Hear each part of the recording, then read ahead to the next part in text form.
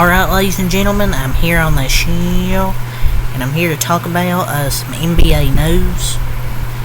We have a lot to talk about. If you didn't watch my video last night, I gave my thoughts on the Mikal Bridges trade, so if I don't really mention it in this video, I talked about it really in depth last night. So yeah, let's get into the news here. So, we just got some breaking news like a few minutes ago. Breaking, Bam Adebayo is signing a contract extension with the Miami Heat per by Tim Reynolds. He intends to sign a 3-year extension, way the Miami Heat sources tell the AP. And it is a 3-year deal, and per Shams confirmed the details of this deal. The Bam Adebayo and the Heat intend to reach a 3-year max extension worth $166 million. I don't think it's an overpay. I know people will just automatically look at it and say overpay, but you're going to pay one of your franchise cornerstones, and he's going to be one of their franchise cornerstones. That's just how the market is. You've got to pay your franchise cornerstones. I swear, some people just don't know ball. Like, he's going to be one of their best players on the team. So, I don't see how you can say it's an overpay. I mean, I guess, yeah, I mean, he grabs a lot of rebounds, really good shot blocker, great defender. Just, some people don't know ball. He does bring stuff offensively. People just speak out their ass. It's probably just a bunch of casuals on Twitter.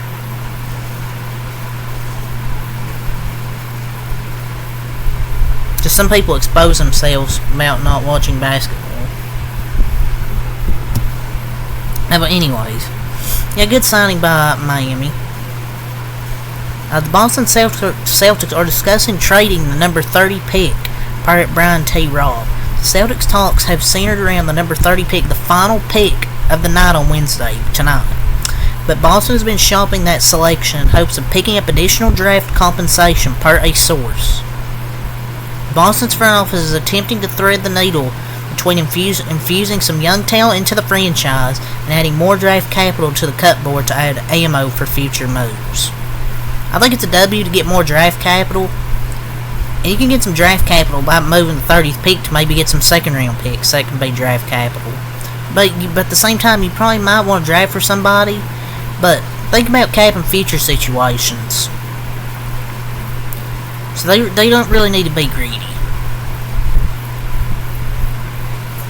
So now we have another team to talk about. We have to talk about the Memphis Grizzlies, and they have reportedly offered up to 3 picks in an effort to move up into the top 5 in tonight's NBA draft, per HP Basketball.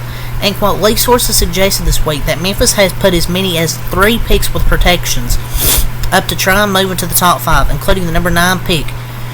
If we assume Donovan Clean is a target, that could put him at number 3, number 5, or number 6 from Charlotte. San Antonio's trade back appetite number 4 is thought to be less, especially with their other pick at the number 8 selection, end quote. I wouldn't say all that for Clean is crazy. If all these teams are rumored to be sneaking up to grab him, maybe you're people who are underrating him.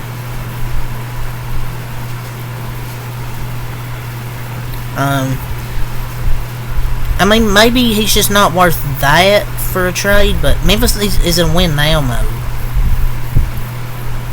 I felt Clean is a larger, more athletic Steven Adams that you'd allow your offense to take off.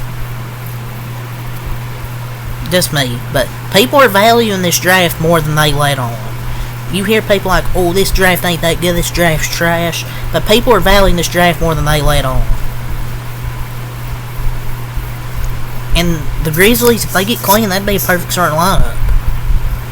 Now, the Miami Heat and Haywood Highsmith are discussing a new contract per Anthony Chiang. And according to league sources, since NBA teams were allowed to begin negotiating with their own impending free agents on June 18th, there have already been discussions between the Heat and Haywood Highsmith running a potential new contract. The Heat has an interest in keeping Highsmith, and Highsmith has interest in returning to the Heat. So, remember when Caleb Martin, there was reports saying he's probably going to test free agency? Yeah, he's definitely gone if they're keeping Haywood Highsmith. Or unless they want to run it back, but it looks like Caleb Martin's gone.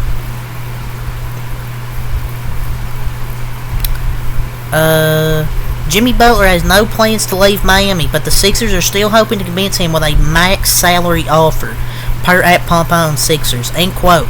Sources continue to say the Sixers plan to give Miami Heat forward Jimmy Butler a maximum salary extension if they can acquire him in a trade. But as of Tuesday, a source said that was unlikely because of Miami's unwillingness to part ways with the six-time All-Star who wants a contract extension this summer. End quote. The Sixers acting like they didn't choose Tobias Harris over him to begin with. So, why would he want to go over there?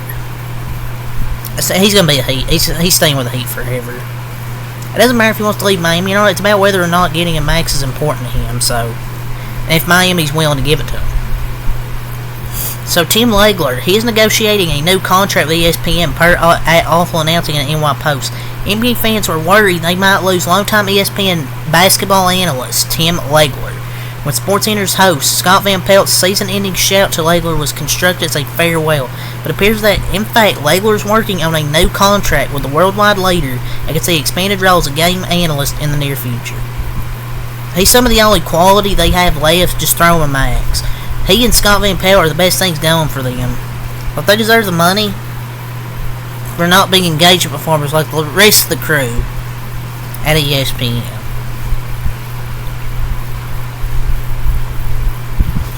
So, Jimmy Butler's rejecting pitches from other teams, per @Windhorst ESPN. End quote. There's teams that have definitely asked if he's looking to get out, and he said, "I'm good in Miami." End quote, via the Pat McAfee show.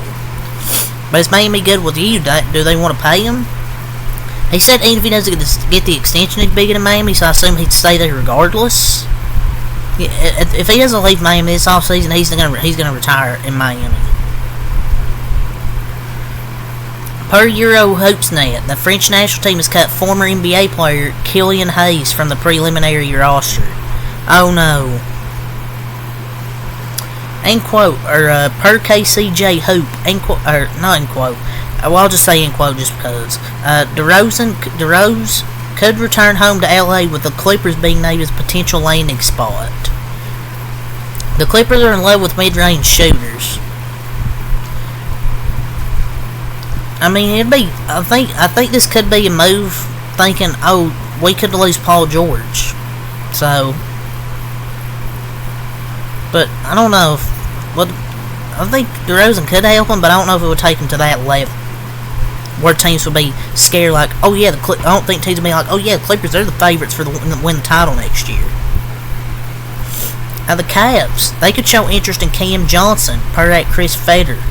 End quote. The Cavs love Cam Johnson. If he is available from the Brooklyn Nets, the Cavs will be involved in these conversations. There's no doubt about that. The question becomes, do they have the pieces to satisfy what Brooklyn would want in return for Cam? I mean, Cam Johnson would be, I think he would fit the team well. Honestly, they need a small forward because your small forward spot has really been needed to be filled badly since LeBron left. He's a great fit, 6'8" wing. That would make tons of sense for the Cavs. So, per Dwayne Rankin, the Phoenix Suns want to run it back with Devin Booker, Kevin Durant, and Bradley Beal. Yeah, what are you going to do? Lose in the first round again? No one believes this, but I don't believe this for 1 second. Kevin Durant's probably going to get traded.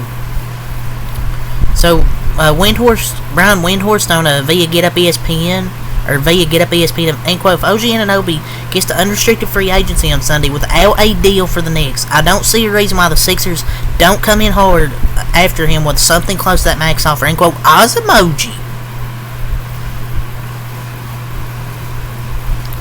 I don't think the Sixers would sign him. I think the Knicks will keep him. I'm still going to say the Knicks. I think he'll stay in New York. But if not, I can definitely see a team like the Indiana Pacers. So Moses Moody could be one of the young players Golden State packages in a trade, per Anthony V. Slater. And quote, if a big trade happened, at least one of them is in it. Moses Moody was relatively available at the deadline. They were looking to make smaller moves at the deadline. They were trying to get in on Alex Caruso. It's possible Moody might have moved in that deal. End quote. V of 957 the game. Yeah, looks like we're trading. Looks like we're gonna trade for Paul George maybe if he opts out or just opts in. We can trade for him. I don't know. It's like we only play Moses Moody half the time. And it's like, whenever he gets minutes, he has a good impact.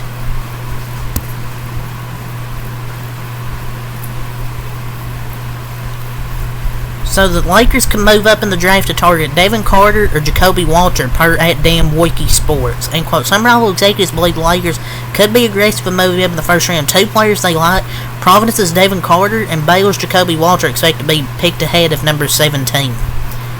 Devin Carter's really, really underrated. So they could move for one of those two players, but if you want to move for somebody, it'd be Devin Carter. So I want to talk about this. My Golden State Warriors are prepared to trade for Paul George and offer him a full 4-year max contract, per at Windhorst ESPN. He wants a full-out max. And there are a number of teams out there, I'm told, that are prepared to give it to him. Who are prepared to trade for him? One of those teams potentially is up the coast in Golden State. I mean, replacing Clay with PG would be a good move. And losing Wiggins more than likely could happen. It's not like we're losing much with Wiggins because he had one good season, the 2022 in the finals. But replacing Clay with PG would be nice. Curry and PG would be alright. That'd be cool. We'll see if that actually happens though. The Golden State Warriors are aggressively shopping Chris Paul and Andrew Wiggins, per Logan Murdoch. And quote, league sources believe Andrew Wiggins, who struggled to find a consistent role last season, will be aggressively dangled in trade talks. The Warriors are also working hard to find a trade partner for Chris Paul, whose non-guaranteed $30 million salary for 2024 could be useful for matching purposes. 2022 Finals Wiggins will never be forgotten. The Phoenix Suns want to trade Kevin Durant right now, per at Stephen A. Smith. Yeah, what's your source there? So, Brian Windhorst mentions Alperen Sengun's looming contract extension and Houston's strong performance after Sengun was injured last season as reasons why you might hear Sengun's name in the market. If they hold that pick and they draft Donovan Clingan out of UConn at center, it is an indication that they're willing to do business on Alperen Sengun. They're very talented young big men, but Sengun is due a contract extension. The Rockets played very well last year after he got hurt. They played Jabari Smith at center, their first round draft pick from 2 years ago. If they take Clingan, it's an indication to the market they may be willing to move on from Sengun. They're not moving on from Sengun, okay? They're not moving on from their star player. I might have to do another NBA news. I might have to make this like 2 videos. The Charlotte Hornets are interested in trading up for the number 3 pick, and Mark Williams is a player that Houston finds intriguing, per at Kelly Iko. The Charlotte Hornets continue to express interest in acquiring the number 3 pick, and one Western Conference executive identified center Mark Williams as someone Houston can have an interest in. Trading Mark Will to draft Kling will be interesting. He's too promising. I mean, you could have both. So, Windhorst ESPN, Get Up ESPN, the Nets have just announced to the world that they are an extreme tank. By the way, they're not done trading. They're going to trade way more talent, and put a picture of Ben Simmons. Yeah, okay, buddy. Yeah, they're probably going to trade most of their team. The Rockets could dangle Alperen Sengun a potential trade for Kevin Durant, per at Windhorst ESPN. One thing I want to point out, watch what the Rockets do tonight with the number 3 pick. This is one of the most important moments of the draft. And in many cases, this is where the draft kind of starts. If the Rockets take Donovan Clingan out of UConn, another center, which is an option for them, and now they have a bunch of centers on their roster that will potentially enable them to make Alperen Sengun, their very talented young Turkish center, available in a type of trade to dangle in front of the Suns. Why would the Rockets trade their certified franchise player for a 35-year-old Kevin Durant? That would be a mistake. The Knicks are highly unlikely to keep Isaiah Hartenstein. The Knicks still own the 24th and 25th picks in the draft. The Brooklyn Nets can enter a fire sale, making players like Cam Johnson, Finney Smith, Bogdanovich, Ben Simmons, Schroeder, Day'Ron Sharpe available. And there are definite connections between KD and the Rockets, basically. So yeah, truly all to say for this video. I'll do another one in a few minutes. Until next time, I'm out. Peace.